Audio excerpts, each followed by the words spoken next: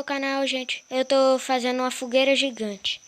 Olha que dia maravilhoso para eu queimar todas essas árvores que eu cortei. Olha o tanto de árvore, gente, que eu cortei. Olha o tanto, gente. Olha, foi disso daqui tudo, ó. É, né? E é a minha amiga rica, deve estar se incomodando.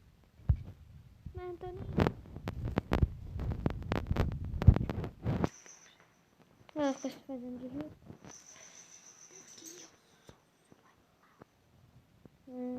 Deixa eu acabar aqui de queimar minha madeira. Êêêê! Queima, queima, queima, madeirinha, queima. Queima, queima, queima, madeirinha, queima. Queima, queima, queima. Queima, queima, queima, minha madeira.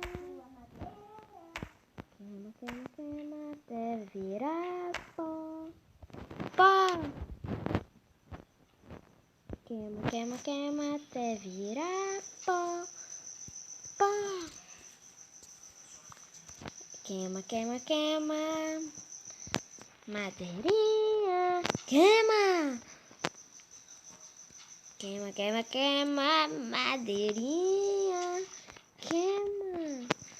Queima, queima, queima, madeirinha, queima. Queima, queima, queima, madeirinha, queima. Se gostaram da fogueira gigante, deixa o like. Eu vou fazer a parte 2, se vocês pedirem.